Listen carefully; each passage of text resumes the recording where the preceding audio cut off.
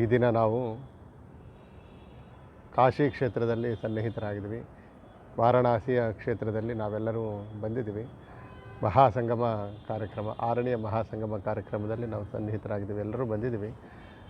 ಲಕ್ಷಾಂತರ ವರ್ಷಗಳಿಂದ ನಮ್ಮ ಭಾರತೀಯ ಪರಂಪರೆಯಲ್ಲಿ ಅತ್ಯಂತ ಪವಿತ್ರವಾದ, ಭಗವತ್ ಸಾಧನೆಗೆ ಅತ್ಯಂತ ಪರಮ ಪವಿತ್ರವಾದ ಕ್ಷೇತ್ರ ಅಂತ ಇದಕ್ಕೆ ಪುರಾಣಗಳಲ್ಲಿ ವರ್ಣಿಸಿದ್ದಾರೆ. ಮುಕ್ತಿ ಕ್ಷೇತ್ರ ಅಂತಲೂ ಕರೀತಾರೆ. ಸಾಕ್ಷಾತ್ ಇಲ್ಲಿ ಬಿಂದು ಮಾಧವ ಮತ್ತು ವಿಶ್ವನಾಥ ಅವರಿಬ್ಬರು ಕೂಡ ಇಲ್ಲಿ ಬಂದಂತಹ ಭಕ್ತಾದಿಗಳನ್ನು ಉದ್ಧಾರ ಮಾಡ್ತಾ ಇದ್ದಾರೆ. ಅಂತಹ ಕ್ಷೇತ್ರದಲ್ಲಿ ನಾವೆಲ್ಲ ಇವತ್ತಿನ ದಿವಸ ಇದ್ದೀವಿ. ಮಹಾಸಂಗಮ ಕಾರ್ಯಕ್ರಮ ಇವತ್ತು 2ನೇ ಅಧ್ಯಾಯದ ಪಾರಾಯಣವನ್ನು ನಾವು ಮಾಡ್ತಾ ಇದ್ದೀವಿ. ಗುರು ಸಂಪದ ಹಗರಿಬೊಮ್ಮನಹಳ್ಳಿ. ಆರಂಭ ಶ್ಲೋಕ.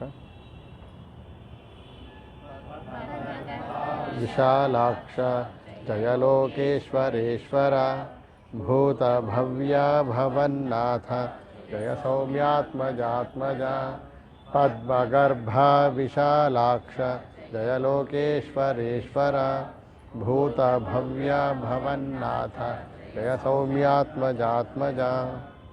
ತರಗತಿಯ ಪ್ರತಿಜ್ಞೆ. ಈ ದಿನ ಗುರು ಸಂಪದ ಗುರು ಸನ್ನಿಧಿ ಹಗರಿಬೊಮ್ಮನಹಳ್ಳಿ ತರಗತಿಯಲ್ಲಿ ಭಾಗವಹಿಸಿ ಗುರು ಸನ್ನಿಧಿ ಮತ್ತು ಗುರುಗಳನ್ನು ಅತ್ಯಂತ ಗೌರವದಿಂದ ಕಾಣುವ ಮೂಲಕ ಭಾವನೆ ಮಾಡುತ್ತೇವೆ. ಜನ್ಮ ನೀಡಿದ ತಾಯಿ ತಂದೆ ಹಿರಿಯರನ್ನು, ಮನೆ ದೇವರನ್ನು, ಪ್ರಕೃತಿ ಭಾರತ ದೇಶವನ್ನು ಪೂಜಿಸುತ್ತೇನೆ. ಅನ್ಯ ಮಹಿಳೆಯರನ್ನು ತಾಯಿ ಸೋದರಿಯರಿಗೆ, ಅನ್ಯ ಪುರುಷರನ್ನು ತಂದೆ ಸೋದರನಂತೆ ಕಾಣುತ್ತೇನೆ. ನನ್ನ ಕುಟುಂಬ, ಸಂಸ್ಕೃತಿ, ಧರ್ಮ ಮತ್ತು ತಾಯಿನಾಡಿನ ಗೌರವ ಕಾಪಾಡುತ್ತೇನೆ. ನಾನು ನಂಬಿದ ಉದ್ಯೋಗ ವ್ಯವಹಾರಗಳಲ್ಲಿ ಶ್ರಮವಹಿಸಿ ಹಣ ಸಂಪಾದಿಸಿ ನನ್ನ ಕುಟುಂಬವನ್ನು ರಕ್ಷಿಸುತ್ತೇನೆ. ದುರಭ್ಯಾಸಗಳು ಸರ್ಕಾರ ಮತ್ತು ಕಾನೂನು ನಿಯಮಗಳನ್ನು ಈ ರೀತಿಯ ಸಂಪದ ತರಗತಿಯಲ್ಲಿ ಮಾಡಿದ್ದು ಗುರುಗಳು ಬಗ್ಗೆ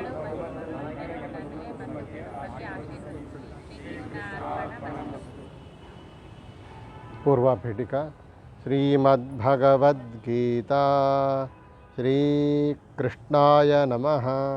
अथ द्वितीयोऽध्यायः सांख्ययोगः.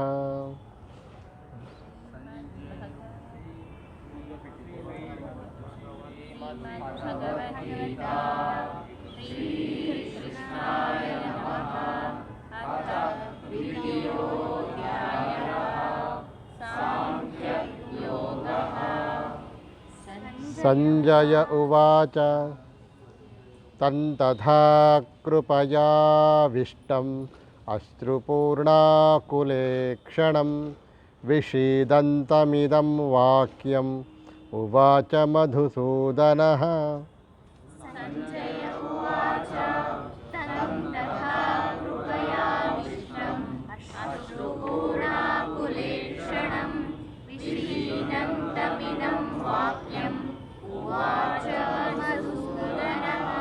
श्रीभगवानुवाच कुतस्त्वाकस्मलमिदं विषमे समुपस्थितम् अनार्यजुष्टमस्वर्ग्यम् अकीर्तिकरमर्जुन.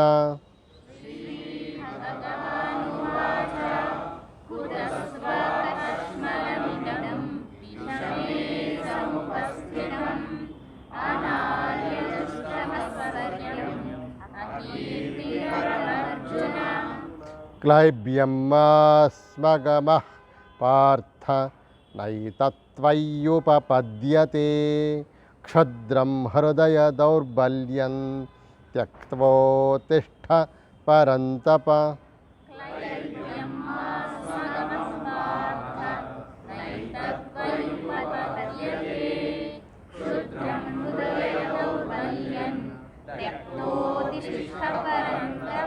अर्जुन उवाच कथं भीष्ममहं संख्ये द्रोणं च मधुसूदन इषुभिः प्रतियोत्स्यामि पूजार्हा वरिसूदन। अर्जुन उवाच कथं भीष्ममहं सङ्ख्ये द्रोणं च मधुसूदन इषुभिः प्रतियोत्स्यामि पूजार्हा वरिसूदन। गुरून् हत्वा हि महानुभावान् श्रेयो भोक्तुं भैक्ष्यमपीह लोके हत्वार्थकामांस्तु गुरूनिहैव भुञ्जीय भोगान् रुधिरप्रदिग्धान्।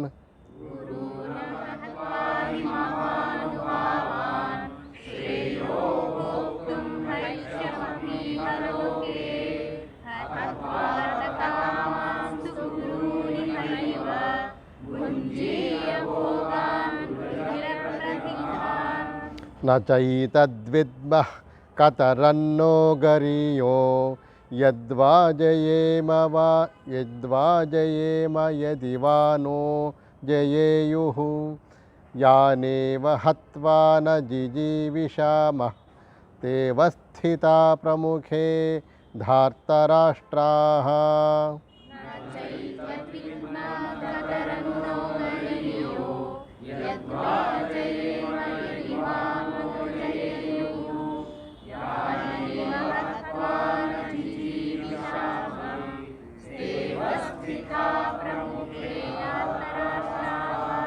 कार्पण्यदोषोपहतः स्वभावः पृच्छामि त्वां धर्मसम्मूढचेताः यच्छ्रेयस्या निश्चितं ब्रूहि तन्मे शिष्यस्तेऽहं साधिमान् त्वां प्रपन्नम्।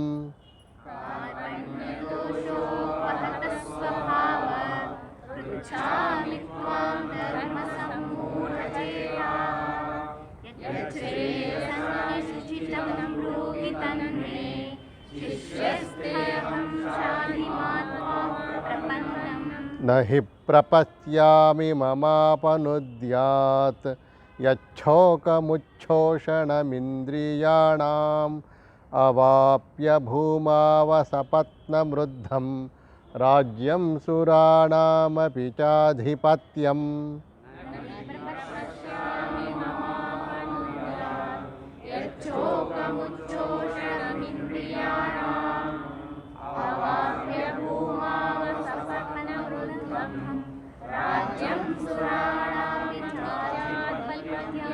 संजय उवाच एवमुक्त्वा हृषीकेशं गुडाकेशः परन्तप न योत्स्य इति गोविन्दम् उक्त्वा तूष्णीं बभूवः।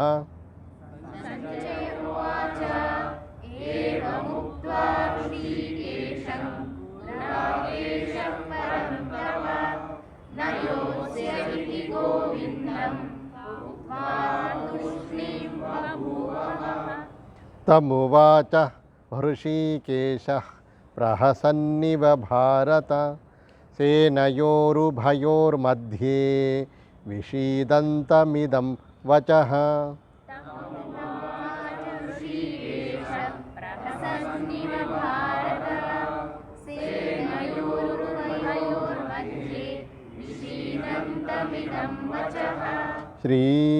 श्रीभगवानुवाच अशोच्यानन्वशोचस्त्वं प्रज्ञावादांश्च भाषसे गतासूनगतासूंश्च नानुशोचन्ति पंडिताः।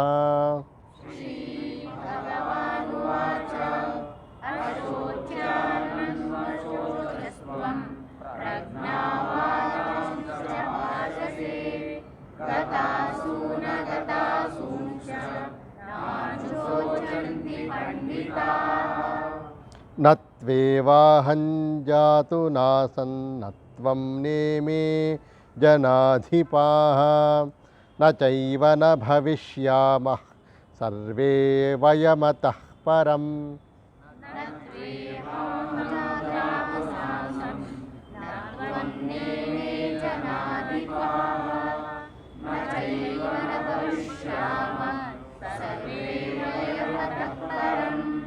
देहिनोऽस्मिन् यथा देहे कौमारं यौवनञ्जरा तथा देहान्तरप्राप्तिः धीरस्तत्र न मुह्यति। देहिनोऽस्मिन् यथा देहे कौमारं यौवनं जरा तथा देहान्तरप्राप्तिः धीरस्तत्र न मुह्यति। श्रीभगवानुवाच मात्रा स्पर्शास्तु कौन्तेय शीतोष्णसुखदुःखदाः आगमाप्यायिनो नित्याः तान् तितिक्षस्व भारत। श्रीभगवानुवाच मात्रा स्पर्शास्तु कौन्तेय शीतोष्णसुखदुःखदाः आगमाप्यायिनो नित्याः तान् तितिक्षस्व भारत। यं हि न व्यथयन्त्येते पुरुषं पुरुषर्षभ समदुःखः सुखं धीरं सोऽमृतत्वाय कल्पते। यं हि न व्यथयन्त्येते पुरुषं पुरुषर्षभ समदुःखसुखं धीरं सोऽमृतत्वाय कल्पते। नासतो विद्यते भावो नाभावो विद्यते सतः उभयोरपि दृष्टोऽन्तस्त्वनयोस्तत्त्वदर्शिभिः। नासतो विद्यते भावो नाभावो विद्यते सतः उभयोरपि दृष्टोऽन्तस्त्वनयोस्तत्त्वदर्शिभिः। अविनाशि तु तद्विद्धि येन सर्वमिदं ततं विनाशमव्ययस्यास्य न कश्चित् कर्तुमर्हति। अविनाशि तु तद्विद्धि येन सर्वमिदं ततं विनाशमव्ययस्यास्य न कश्चित् कर्तुमर्हति। अन्तवन्त इमे देहा नित्यस्योक्ताः शरीरिणः अनाशिनो प्रमेयस्य तस्माद्युध्यस्व भारत। अन्तवन्त इमे देहा नित्यस्योक्ता शरीरिणः अनाशिनो प्रमेयस्य तस्माद्युध्यस्व भारत। श्रीभगवानुवाच य एनं वेत्ति हन्तारं यश्चैनं मन्यते हतम् उभौ तौ न विजानीतो नायं हन्ति न हन्यते। श्रीभगवानुवाच य एनं वेत्ति हन्तारं यश्चैनं मन्यते हतम् उभौ तौ न विजानीतो नायं हन्ति न हन्यते। न जायते म्रियते वा कदाचित् नायं भूत्वा भविता वा न भूयः अजो नित्यश्शाश्वतोऽयं पुराणो न हन्यते हन्यमाने शरीरे। न जायते म्रियते वा कदाचित् नायं भूत्वा भविता वा न भूयः अजो नित्यशाश्वतोऽयं पुराणो न हन्यते हन्यमाने शरीरे। वेदा विनाशिनं नित्यं य एनमजमव्ययं कथं स पुरुषः पार्थ कङ्घातयति हन्तिकम्। वेदाविनाशिनं नित्यं येनमजमव्ययं कथं स पुरुषः पार्थ संहारयति हन्तिकम्। वासांसि जीर्णानि यथा विहाय नवानि गृह्णाति नरोपराणि तथा शरीराणि विहाय जीर्णानि अन्यानि संयाति नवानि देहि। जीर्णानि यथा विहाय नवानि गृह्णाति तथा शरीराणि विहाय जीर्णानि अन्यानि संयाति नवानि देहि नैनं छिन्दन्ति शस्त्राणि नैनं दहति पावकः न चैनं क्लेदयन्त्यापो न शोषयति मारुतः नैनं छिन्दन्ति शस्त्राणि नैनं दहति पावकः न चैनं क्लेदयन्त्यापो न शोषयति मारुतः श्रीभगवानुवाच अच्छेद्योऽयमदाह्योऽयम् अक्लेद्योऽशोष्य एव च नित्यः सर्वगतस्थाणुः अचलोऽयं सनातनः श्रीभगवानुवाच अच्छेद्योऽयमदाह्योऽयम् अक्लेद्योऽशोष्यमेव च नित्यः सर्वगतस्थाणुः अचलोऽयं सनातनः अव्यक्तोऽयमचिन्त्योऽयम् अविकार्योऽयमुच्यते तस्मादेवं विदित्वैनं नानुशोचितुमर्हसि अव्यक्तोऽयमचिन्त्योऽयम् अविकार्योऽयमुच्यते तस्मादेवं विदित्वैनं नानुशोचितुमर्हसि अथ चैनं नित्यजातं नित्यं वा मन्यसे मृतं तथापि त्वं महाबाहो नैवं शोचितुमर्हसि अथ चैनं नित्यजातं नित्यं वा मन्यसे मृतं तथापि त्वं महाबाहो नैवं शोचितुमर्हसि जातस्य हि ध्रुवो मृत्युः ध्रुवं जन्म मृतस्य च तस्मादपरिहार्येऽर्थे न त्वं शोचितुमर्हसि जातस्य हि ध्रुवो मृत्युः ध्रुवं जन्म मृतस्य च तस्मात् परिहार्येऽर्थे न त्वं शोचितुमर्हसि अव्यक्तादीनि भूतानि व्यक्तमध्यानि भारत अव्यक्तनिधनान्येव तत्र का परिदेवना अव्यक्तादीनि भूतानि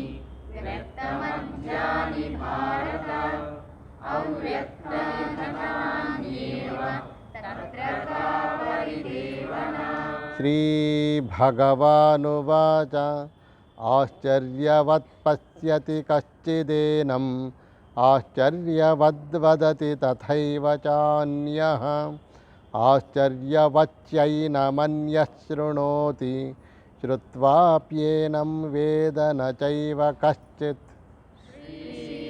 श्रीभगवानुवाच आश्चर्यवत् पश्यति कश्चिदेनम् आश्चर्यवद्वदति तथैव चान्यः आश्चर्यवच्चैनमन्यः शृणोति श्रुत्वाप्येनं वेद न चैव कश्चित् देही नित्यमवध्योऽयं देहे सर्वस्य भारत तस्मात् सर्वाणि भूतानि न त्वं शोचितुमर्हसि नित्यमवध्योऽयं देहे सर्वस्य भारत तस्मात् सर्वाणि भूतानि न त्वं शोचितुमर्हसि स्वधर्ममपि चावेक्ष्य न विकम्पितुमर्हसि धर्म्याद्धियुद्धात् श्रेयोऽन्यत् क्षत्रियस्य न विद्यते स्वधर्ममपि चावेक्ष्य न विकम्पितुमर्हसि धर्म्याद्धियुद्धात् श्रेयोऽन्यत् क्षत्रियस्य न विद्यते यदृच्छयाच्चोपपन्नं स्वर्गद्वारमपावृतं सुखिनः क्षत्रियाः पार्थ लभन्ते युद्धमीदृशम् यदृच्छयाचोपमन्नं स्वर्गद्वारमवावृतं सुखिनं क्षत्रिया पार्थ लभन्ते युद्धमीदृशम् अथ चेत्त्वमिमं धर्म्यं सङ्ग्रामं न करिष्यसि ततः स्वधर्मं कीर्तिं च हित्वा पापमवाप्स्यसि अथ चेत्त्वमिमं धर्म्यं सङ्ग्रामं न करिष्यसि ततः स्वधर्मं कीर्तिं च हित्वा पापमवाप्स्यसि। श्रीभगवानुवाच अकीर्तिं चापि भूतानि कथयिष्यन्ति ते व्ययां सम्भावितस्य चाकीर्तिः मरणादतिरिच्यते। श्रीभगवानुवाच अकीर्तिं चापि भूतानि कथयिष्यन्ति ते व्ययां सम्भावितस्य चाकीर्तिं मरणादतिरिच्यते। भयाद्रणादुपरतं मंस्यन्ते त्वां महारथाः येषां च त्वं बहुमतो भूत्वा यास्यसि लाघवम्।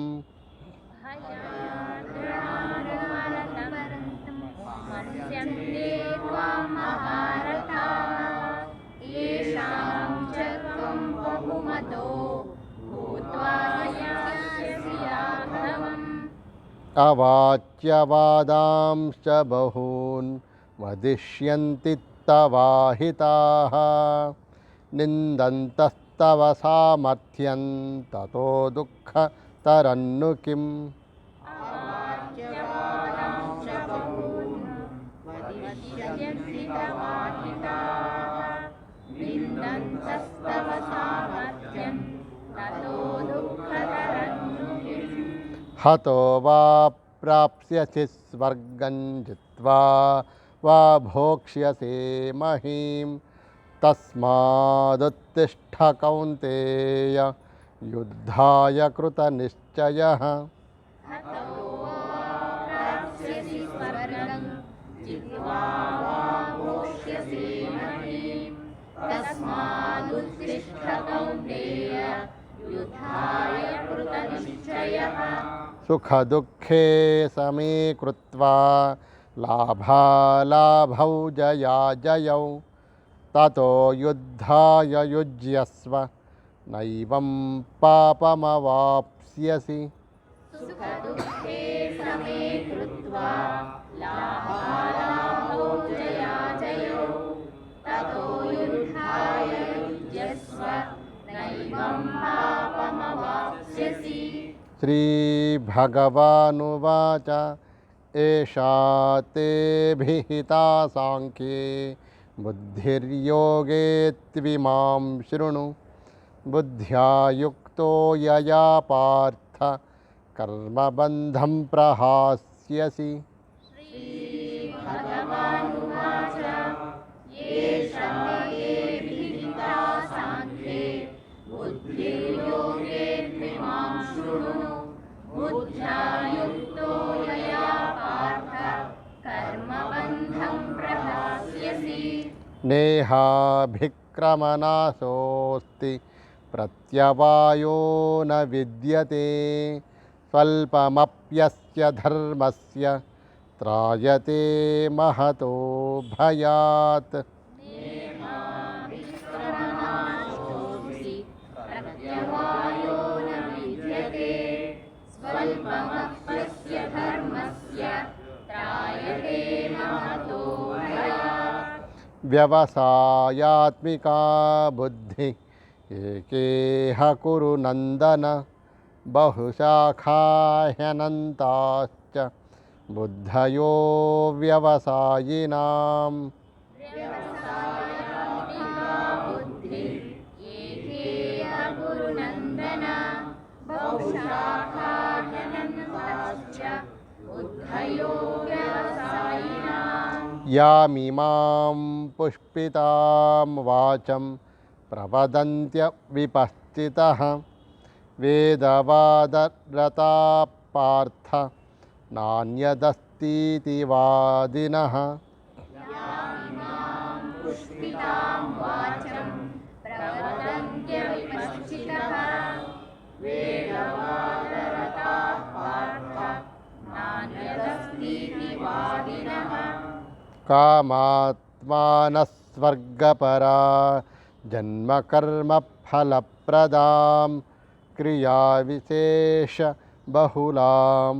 भोगैश्वर्यगतिं प्रति कामात्मानस्वर्गपरा जन्मकर्मफलप्रदां क्रियाविशेषबहुलां भोगैश्वर्यगतिं प्रति भोगैश्वर्यप्रसक्तानां तयापहृतचेतसां व्यवसायात्मिका बुद्धिः समाधौ न विधीयते श्रीभगवानुवाच भोगैश्वर्यप्रसक्तानां तयावहृतचेतसां व्यवसायात्मिका बुद्धिः समाधौ न विधीयते त्रैगुण्यविषया वेदा निस्त्रैगुण्यो भवार्जुन निर्द्वन्द्वो नित्यसत्त्वस्थो निर्योगक्षेम आत्मवान् त्रैगुण्यविषया वेदा निस्त्रैगुण्यो भवार्जुन निर्द्वन्द्वो नित्यसत्त्वस्थो निर्योगक्षेम आत्मवान् यावानर्थ उदपाने सर्वतः सम्प्लुतोदके तावान् सर्वेषु वेदेषु ब्राह्मणस्य विजानतः यावनानर्थौदपाने सर्वतः सम्प्लुतोदके तावान् सर्वेषु वेदेषु ब्राह्मणस्य विजानतः कर्मण्येवाधिकारस्ते मा फलेषु कदाचन मा कर्मफलहेतुर्भू मा ते सङ्गोऽस्त्वकर्मणि कर्मण्येवाधिकारस्ते मा फलेषु कदाचन मा कर्मफलहेतुर्भूः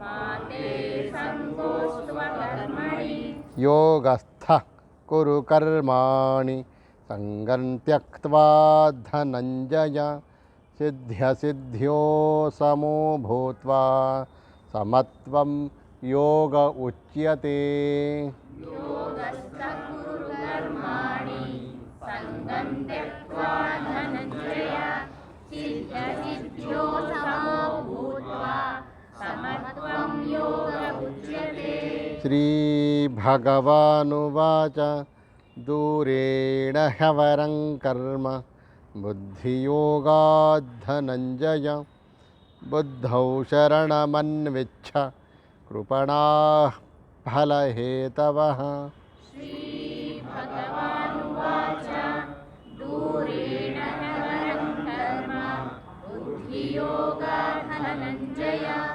बुद्धौ शरणमन्विच्छ कृपणाः फलहेतवः बुद्धियुक्तो जहातीह उभे सुकृतदुष्कृते तस्माद्योगाय युज्यस्व योगः कर्मसु कौशलम् बुद्धियुक्तो जहातीह उभे सुकृतदुष्कृते तस्माद् योगाय युज्यस्व योगः कर्मसु कौशलम् कर्मजं बुद्धियुक्ता हि फलं त्यक्त्वा मनीषिणः जन्मबन्धुर्विमुक्ता पदं गच्छन्त्यनामयम् कर्मजं बुद्धियुक्ता हि फलं त्यक्त्वा मनीषिणः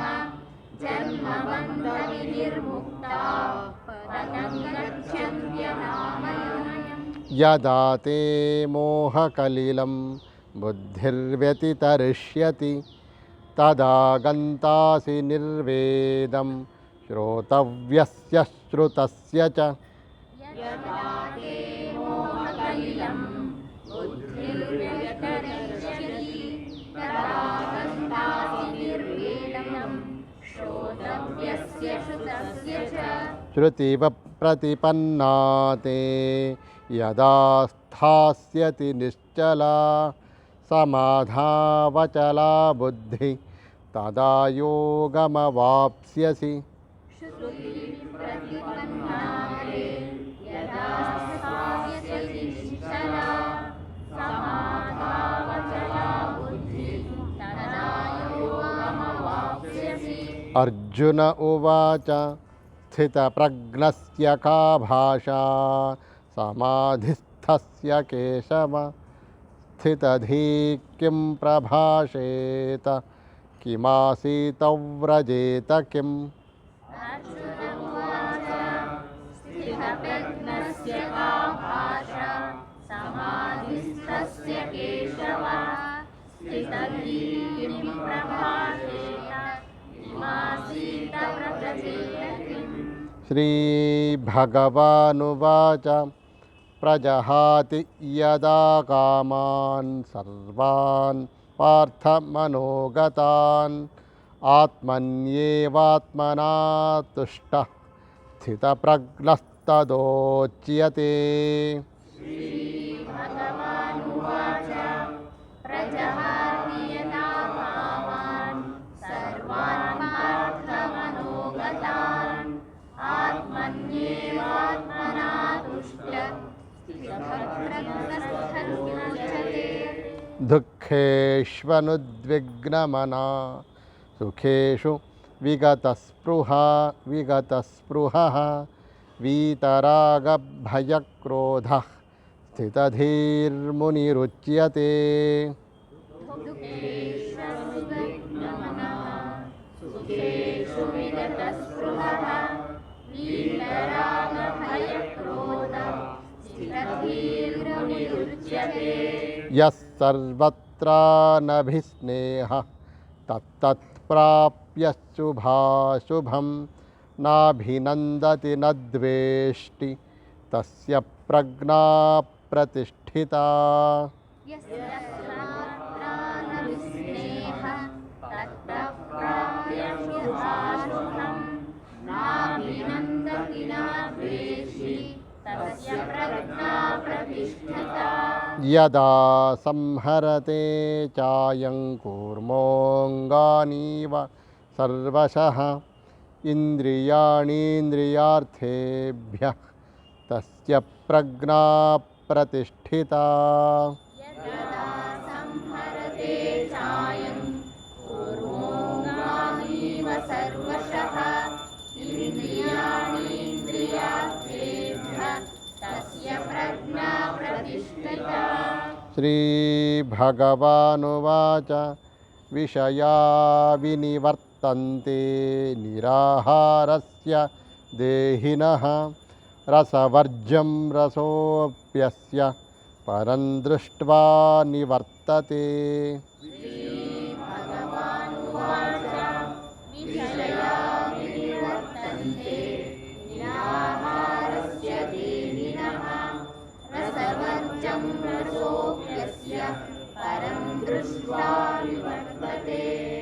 यततो ह्यपि कौन्तेय पुरुषस्य विपश्चितः इन्द्रियाणि प्रमाथीनि हरन्ति प्रसभं मनः। यततोऽप्यपि कौन्तेय पुरुषस्य विपश्चितः इन्द्रियाणि प्रमाथीनि हरन्ति प्रसभं मनः। तानि सर्वाणि संयम्य युक्त आसीत मत्परः वशे हि यस्य इन्द्रियाणि तस्य प्रज्ञा प्रतिष्ठिता। तानि सर्वाणि संयम्य युक्त आसीत मत्परः वशे हि यस्य इन्द्रियाणि भूतानि तस्य प्रज्ञा प्रतिष्ठिता ध्यायतो विषयान् पुंसः सङ्गत्तेषूपजायते सङ्गात् सञ्जायते कामः कामात् क्रोधोऽभिजायते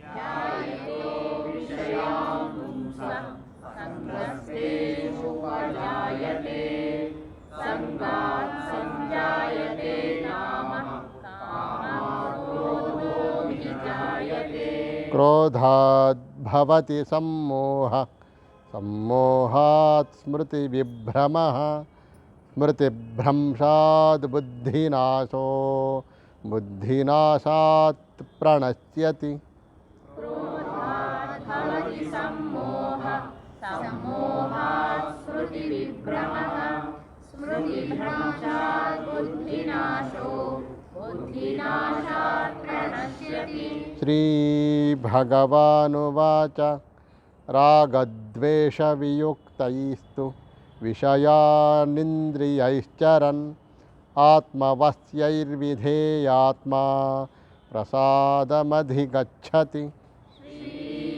श्रीभगवानुवाच रागद्वेषवियुक्तैस्तु विषयानिन्द्रियैश्चरन् आत्मवश्यैर्विधेयात्मा प्रसादमधिगच्छति प्रसादे सर्वदुःखानां हानिरस्योपजायते प्रसन्नच्चेतसो ह्याशु बुद्धिपर्यवतिष्ठते प्रसादे सर्वदुःखानां हानिरस्योपजायते प्रसन्नचेतसो ह्याशु बुद्धिपर्यवतिष्ठते नास्ति बुद्धिरयुक्तस्य न चायुक्तस्य भावना न चाभावयतः शान्ति अशान्तस्य कुतः सुखम् नास्ति बुद्धिरयुक्तस्य न चायुक्तस्य भावना न चाभावयतः शान्तिः अशान्तस्य कुतः सुखम् इन्द्रियाणां हि चरतां यन्मनोनुविधीयते तदस्य हरति प्रज्ञां वायुर्नावमिवाम्भसि इन्द्रियाणां विचरतां यन्मनोनुविधीयते तदस्य हरति प्रज्ञां वायुर्नावमिवाम्भसि तस्माद्यस्य महाबाहो निगृहीतानि सर्वशः इन्द्रियाणीन्द्रियार्थेभ्यः तस्य प्रज्ञा प्रतिष्ठिता तस्माद्यस्य महाबाहो निगृहीतानि सर्वशः इन्द्रियाणीन्द्रियार्थेभ्यः तस्य प्रज्ञा प्रतिष्ठिता श्रीभगवानुवाच या निशा सर्वभूतानां तस्यां जागर्ति संयमी यस्यां जाग्रति भूतानि सा निशा पश्यतो मुनेः श्रीभगवानुवाच या निशा सर्वभूतानां तस्यां जागर्ति संयमी यस्यां जागृति भूतानि सा निशा पश्यतो मुनेः आपूर्यमाणमचलप्रतिष्ठं समुद्रमापप्रविशन्ति यद्वत् तद्वत् कामायं प्रविशन्ति सर्वे स शान्तिमाप्नोति न कामः कामी आपूर्यमाणम् अचलप्रतिष्ठं समुद्रमापप्रविशन्ति यद्वत् तद्वत् कामायं प्रविशन्ति सर्वे स शान्तिमाप्नोति न कामकामी विहाय कामान् यः सर्वान् पुमां चरति निःस्पृहः निर्ममो निरहङ्कारः सशान्तिमधिगच्छति विहाय कामान्य सर्वान् पुमांश्चरति निःस्पृहः निर्ममो निरहङ्कार स शान्तिमधिगच्छति एषा ब्राह्मी स्थितिः पार्थ नैनां प्राप्य विमुह्यति स्थित्वा स्यामन्तकालेऽपि ब्रह्मनिर्वाणमृच्छति पार्थ नैनां प्राप्य विमुह्यति स्थित्वा स्यामन्तकालेऽपि ब्रह्मनिर्वाणमुच्यते। ॐ तत्सदिति श्रीमद्भगवद्गीतासूपनिषत्सु ब्रह्मविद्यायां योगशास्त्रे श्रीकृष्णार्जुनसंवादे सांख्ययोगो नाम द्वितीयोऽध्यायः। कृष्णं वन्दे जगद्गुरुं श्रीकृष्णार्पणमस्तु। तत्सदिति श्रीमद्भगवद्गीतासूपनिषत्सु ब्रह्मविद्यायां योगशास्त्रे श्रीकृष्णार्जुनसंवादे सांख्ययोगो नाम द्वितीयोऽध्यायः। श्रीकृष्णं वन्दे जगद्गुरुं श्रीकृष्णार्पणमस्तु। मुक्ता श्लोक। प्रजापतिपते देव पद्मनाभ महाबल आत्मभूता महाभूत सत्त्वात्मञ्जय सर्वदा। प्रजापतिपते देव पद्मनाभ महाबल आत्मभूता महाभूत सत्त्वात्मञ्जय सर्वदा। श्री गुरुभ्यो नमः।